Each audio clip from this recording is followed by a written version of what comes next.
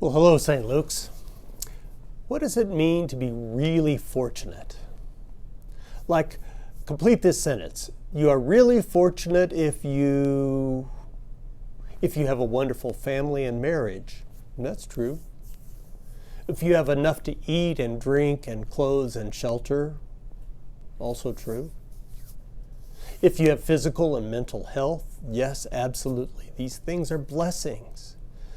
But it's interesting, Jesus turns us in a dramatically different way when he talks about what it means to be blessed. Today I want to begin a new approach to our weekly Wednesday video offering. For the next 8 weeks, I will share a bit about the Beatitudes, 8 statements in Luke and Matthew about what it means to be blessed. The word beatitude means supremely blessed. They're not so much intended to be ethical commands like be poor or be a peacemaker. Instead, they're trying to tell us how the values of this kingdom are completely inverted, completely different than the values of the world. Certain experiences, certain circumstances we would consider to be problems or difficulties or hardships or even curses are blessings in the kingdom of God. Let's start with Luke. Blessed are you who are poor, for yours is the kingdom of God. How in the world can being poor be a blessing? Well, it may be that Jesus means that when the kingdom comes in its fullness at his return, the poor will be rich and the rich will be poor. That seems to be what Luke points to in the Magnificat, the Song of Mary, at the conception of Jesus. Mary sings, "The poor he has filled with good things, but the rich he has sent empty away."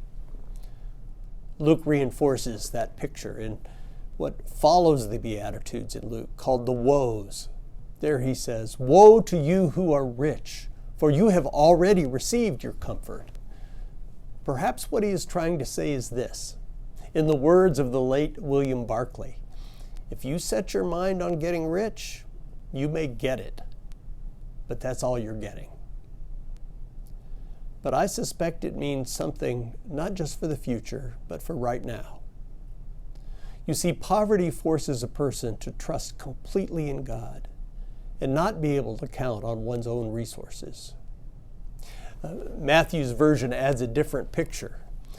Blessed are the poor in spirit, for theirs is the kingdom of heaven.